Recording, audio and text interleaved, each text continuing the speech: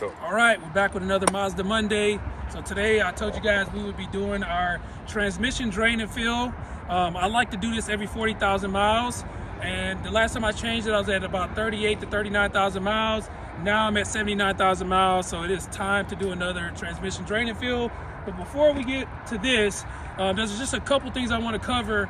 And we're gonna start with our project car, a new project car we got over here.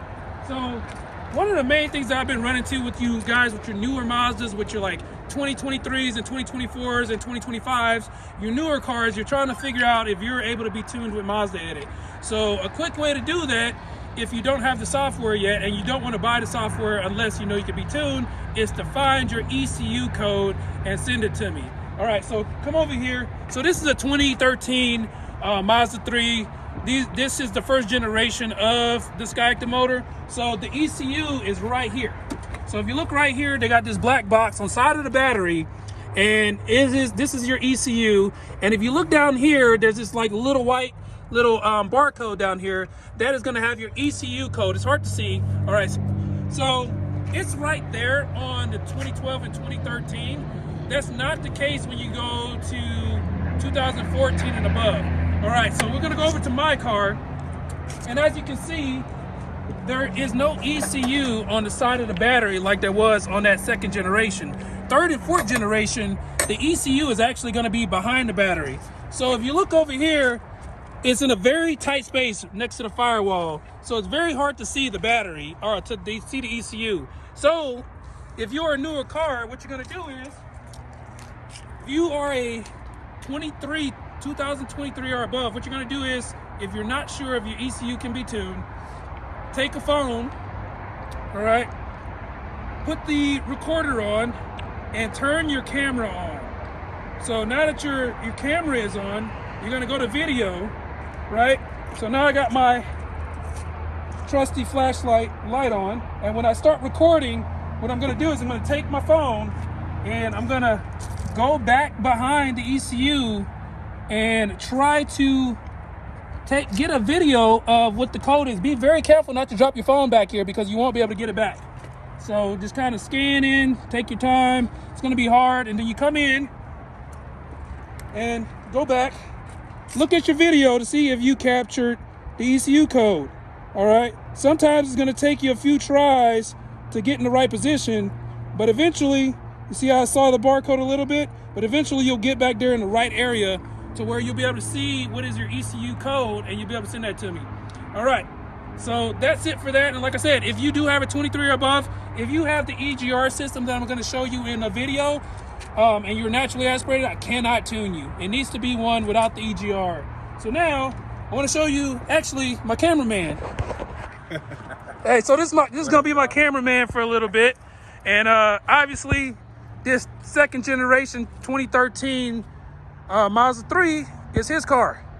All right, so we got it. And like I guys told you, there is a rod knock on cylinder 2, and there's no coolant in here. So I'm assuming, you know, maybe the head cracked and there's coolant in there. I saw a little rust. But I'm gonna try to put some coolant in here and put some fresh oil. The oil that's in there, it was pretty much water. It was like so black and watery that it was providing no lubrication whatsoever. So this is going to be the owner. Everything that we're doing to my car with the transmission drain and fill, coolant flush, all that stuff we're going to be doing to this car. So by the time we're done getting all the maintenance done, putting the new motor in, we're going to tune the car, see if we can get it up to 50 miles per gallon, because he likes to drive a lot. Yeah. So, sure. Yep, that's what we're going to be doing. So now, without further ado, we're going to get to our transmission drain and fill. So for this transmission drain and fill, technically what you're supposed to do is you're supposed to get the car up to 122 degrees Fahrenheit, not the actual car, but the transmission temperature. How you do that is you get an OBD2 device. You can get the little cheap ones that are about $6. Get a Bluetooth OBD2 device, and you're going to use this app called Fusion OBD, or it's called OBD Fusion. All right, and that app allows you to check the temperature of your transmission fluid. All right, so what I'm gonna do, I'm not gonna use that app. Don't do what I do. use the app to check the temperature because you want it up to 122 degrees Fahrenheit. They say you can change the fluid between 113 to 131 degrees Fahrenheit. I know my car is in between that right now because I drove around. But to be safe, guys, because this is my first time doing it, this is actually my 5th time doing it. If you have not done it, do it the correct way. Don't do what I do, all right? So you're gonna get it up to 122 degrees. I'm pretty much telling you my car is at 122 degrees for the transmission fluid, all right? So now what you're gonna need for this, usually my car, you're gonna get about 3.5 to 4 quarts of transmission fluid out for the draining field. Now the whole transmission, there's a lot more fluid in it, but you're only trying to get a little bit in and out just to kind of mix in the fluid. They say you're never supposed to do a full flush, so I like to do this whole 3.5 to 4 quarts thing. So make sure you got at least 4 quarts. Some transmissions are going to use more, some transmissions are going to use less. Obviously you're going to need your disposal container. You're going to need your funnel to fill up, put your transmission fluid in. I got my little Walmart kit right here with all my things because I'm going to be able to have to take off the bottom of the wind guard that's at the bottom. I'm going to have to take that off, and like my belly pan, like not the belly pan, but the tray down there. And also you're going to need an Allen key. I can't remember off the top of my head what size Allen key this is. You actually want a big Allen key with the grip so you can take out that the transmission plug. But I can't find my other Allen key that's the proper one for this. So what I'm gonna do is I'm actually gonna just, whatever tools I got around, I'm gonna take this and I'm gonna lock it in there, and I'm gonna twist it off. You're gonna see in the video, I just make it work, okay guys? So you don't need much. So what we're gonna do, I'm gonna go ahead and drive it up on the ramps right now, and I'm gonna show you how easy it is to get to the transmission dipstick.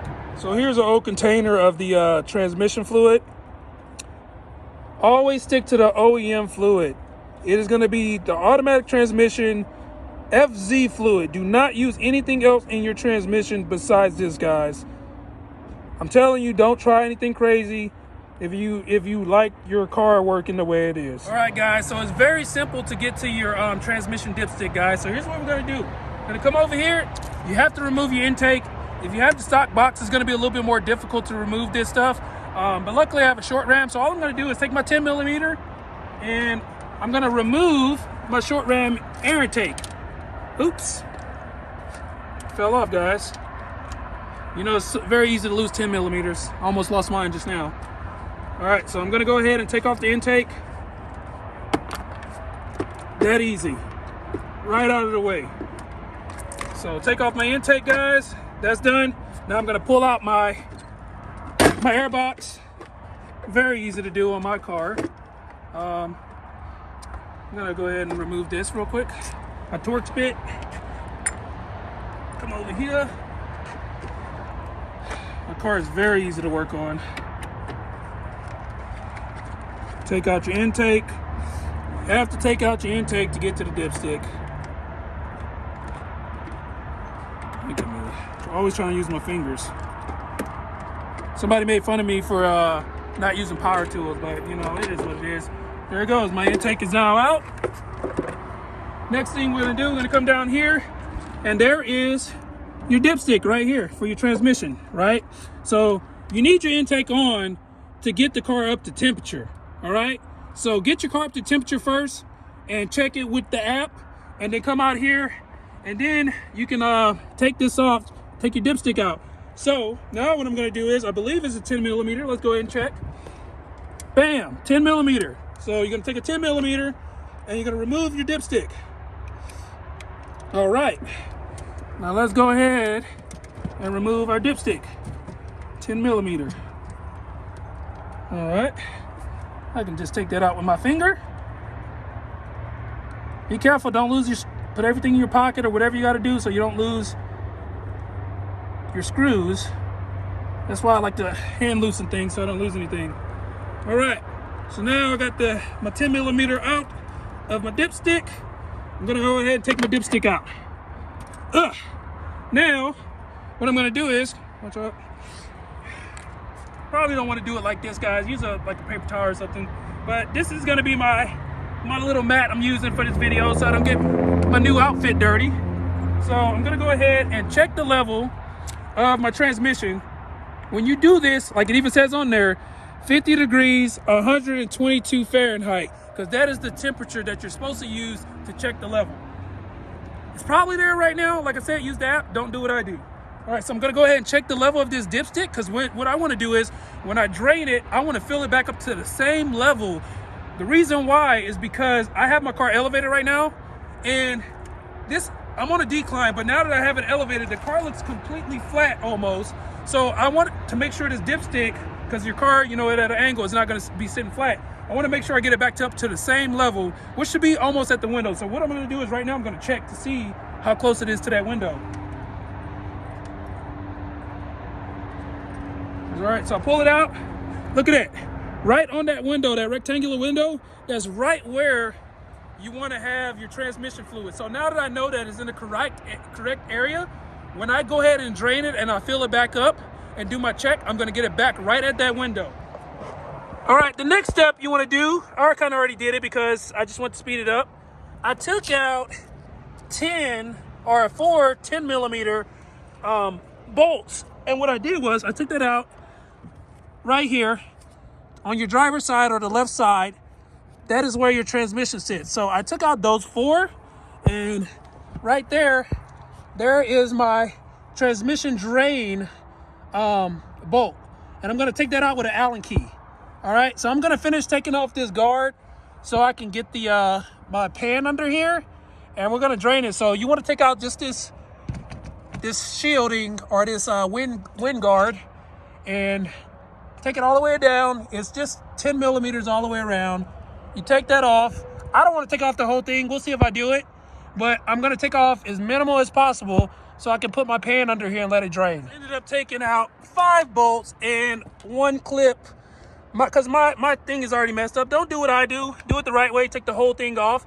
But I'm lazy, guys. So guess what I'm going to do? I'm going to go in here and I'm going to bend this backwards out of the way because I'm a lazy man.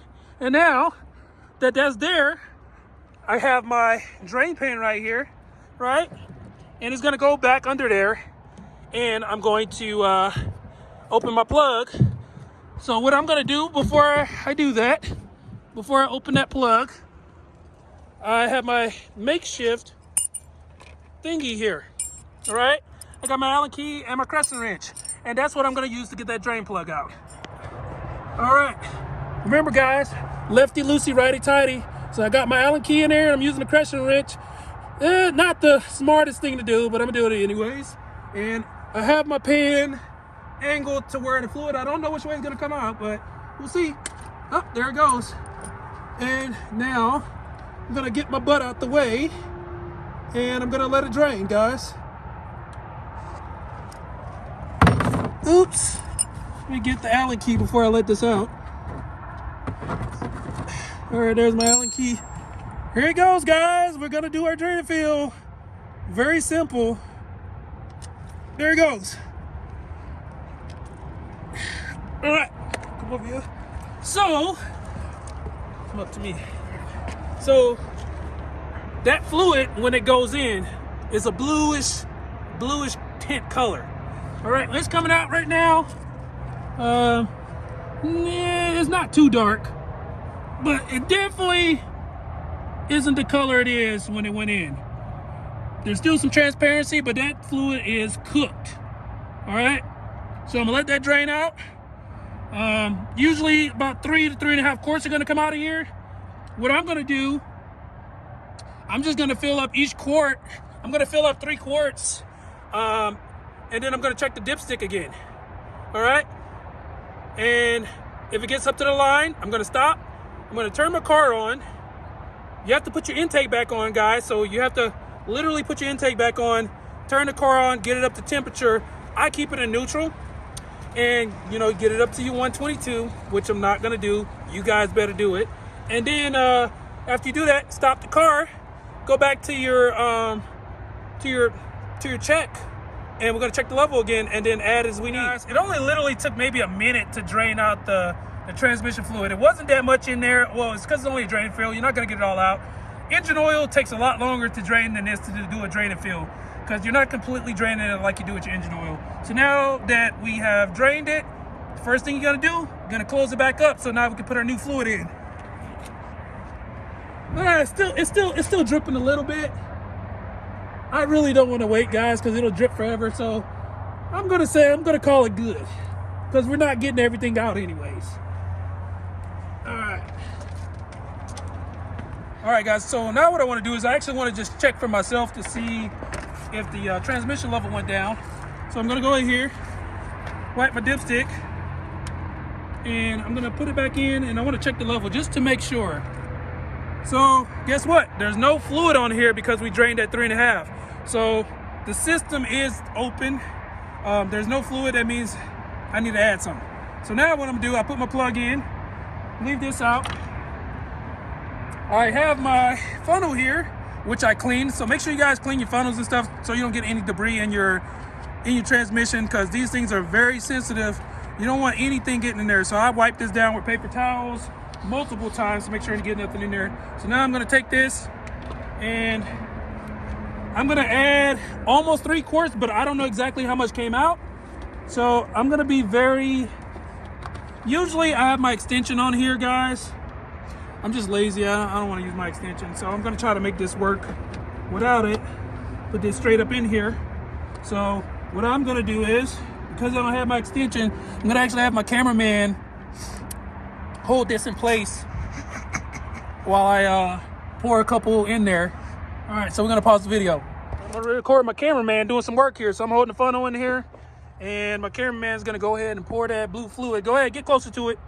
Pour that blue fluid in there. You don't have to. I gotta get at an angle. Oh man, he's trying to get at an angle to pour this in there. You see how that fluid's that bluish color? So my cameraman, we're gonna pour almost 3 quarts.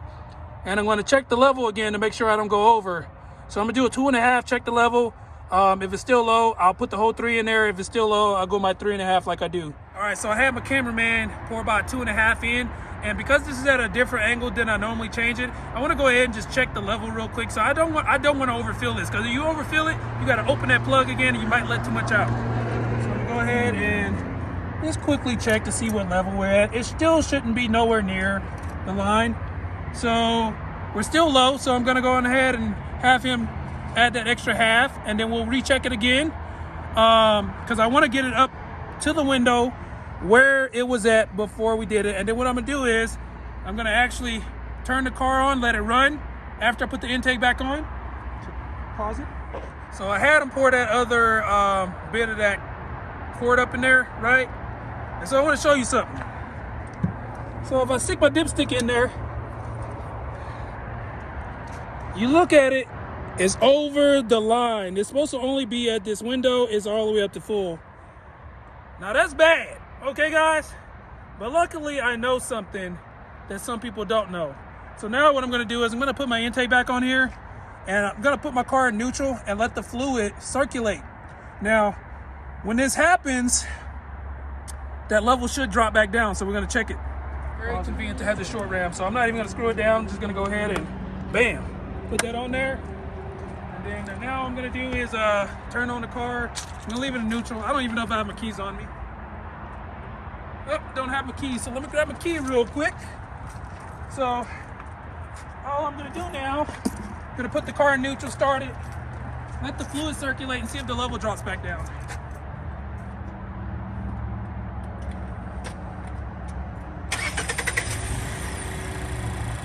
So I just let it circulate for like 30 seconds to a minute. I have it in neutral, so there's the engagement with the torque converter is not pressing up against the engine. Because I have it in neutral, there's not the risk of complete lockup on the transmission to the engine, because I have it in neutral. And I do that on purpose, obviously. I don't know if this is in the instructions. This is just something I do because it just makes sense to me to have the car in neutral so that the transmission and the torque converter is not pressing against the motor. I don't know if that's true, but whatever, it works for me. So now what I'm gonna do is I'll let it run for a little bit. I'm gonna turn the car off and I'm gonna check the level again.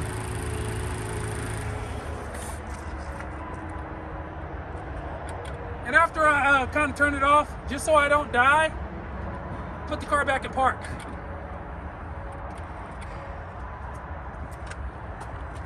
All right, so Now I'm gonna take my intake back off, and I'm gonna hope that that level went back down, or I'm gonna have to drain it. Oops, and I also just realized I forgot to put my plug back in. You wanna put that back in before you do this. So now that that's there, I'm gonna go ahead, bam. And if you notice, look at that, guys. It went down. So now it's right at the top of that window. That's where you want it. You don't want it over that full line. It went right back to that window. So a part of me wants to let it idle a little bit longer, because when I first checked it, that fluid was right here on that ticker. If I look at it now, it looks to be right there above that ticker, maybe slightly higher. So it looks like I only needed 3 quarts this time, and that's just because I have it at a different angle. Depending on what angle you use, you're gonna need less or more. And then also I didn't let it fully drain out, so it only took 3 quarts, guys. I know in the manual it says it can take up to like 3.8 on the draining field, but I guess it all depends on the angle at which the car is sitting. So 3 quarts is good enough for me. That actually helps me out, because I always order 4, and so if I do 2 fills, I always, by the time I get to my 3rd one, I'm gonna have a free fill up, with 3 quarts. So there we go, guys. I'm gonna put this back in.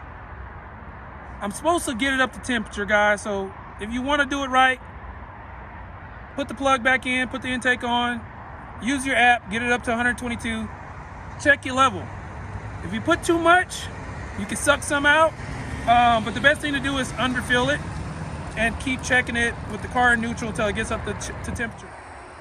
All right, guys, another thing I did after noticing the level looked a little higher than I wanted it to be, I went back in the car, put my intake back on, and I actually ran, because it was at a good level, I ran it through all the gears. I ran it through drive, reverse, neutral, and park. So what I did was I turned the car back on, let it warm up a little bit, dropped it to the reverse, left it for 5 seconds, dropped it to drive, left it for 5 seconds, or, I just pretty much went through all the modes of the transmission and just kind of let the fluid circulate fully. And now what I'm doing is I'm going to check the level again to see if it drops. Guys, now that I ran the car through the gears, the level, if you look here, it's actually pretty damn perfect. So it was a little bit high when I left it in neutral. So I ended up, if I can get this thing focused, after I ended up running it through all the gears, it is exactly where it should be on there. And like if I wanted to, I could add a little bit more, but if I want to do that, I want to check the temperature. But it is right on that window where it should be, guys. Yeah, and we're good to go. All right, one last thing I'm going to add into the video. I didn't do it earlier. Well, I did do it earlier, but I didn't record because my iPhone was dying. But we're going to do a transmission relearn. That's the last thing you do after you get the fluid in. You want to kind of reset the pressure on the transmission. So what we're going to do, turn the car on.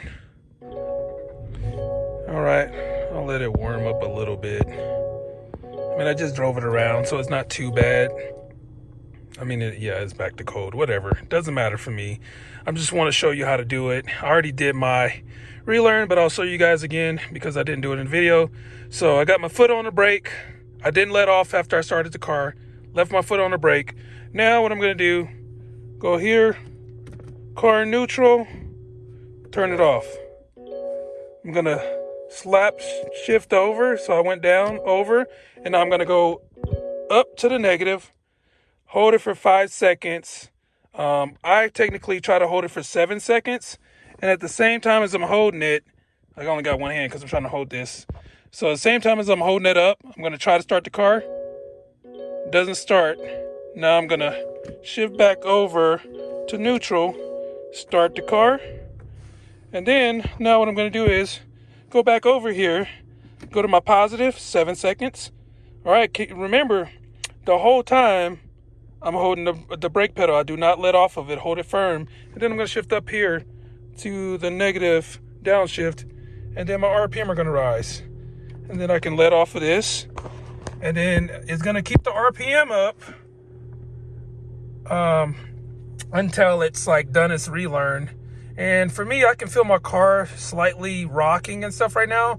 It might be doing this because the car's not up to temperature. Usually if it's warm, it doesn't even do this, like so much rocking. But once that goes back down under 1,000 RPM, it is going to be done. But right now it's still checking the pressure on the different clutch packs of the transmission. So yeah, pretty simple. Put your foot on the brake, start your car, go down to neutral, turn off your car. All right, foot still on the brake, go to the downshift, which is the negative, right? And then hold it up into the downshift for 7 seconds. And after you hold it for 7 seconds, still holding it, hit the start button at the same time as you're still holding that up. See, look, it just dropped, so it's done. And then you go back to neutral, like I said, start the car, because it won't start when you're holding it this in the upshift and trying to start it. It won't start. And then, like I said, I can do it all over again if you guys want to see it one more time. I'll do it since I did it so quick. All right, so foot on the brake, press the start. Now I'm going to go to neutral, turn off the car, foot still on the brake. Now I'm going to go to the downshift, which is the negative thing. And I'm going to hold it up for 7 seconds. 1, 2, 3, 4, 5, 6, 7. Now I'm going to try to keep holding this and press the start button at the same time because I only got one hand. And dang, it doesn't start. Now, go back down here, let it go, put it back in neutral, start. Now the car started up. Now, you got to do this thing. Do not go up to the negative. You're going to go to the positive. Over 7 seconds on the positive. It's supposed to be 5, but I do 7 because most people count way too fast. All right, so that's about 7. Go to the neutral, or not the neutral, but the negative. And now it rises. And it's doing its thing again. Foot still on the brake. Do not let off the brake until that goes below 1,000 RPM. And once it does that, you put your car back in park, and it's done, guys. I'll cut it short and finish this relearn. That's all for today. I'm going to button it back up. Just go in reverse order, guys, and that is your transmission drain and fill. It's getting cold out here and dark. So after we do this, guys, the next video, we're going to do our rear differential and the transfer case. You front wheel drive guys don't really have to worry about this stuff. We're going to go ahead and take care of that next week. If it's not snowing. If it's snowing, we got to go into more technical stuff, guys. Just kind of inform you on everything.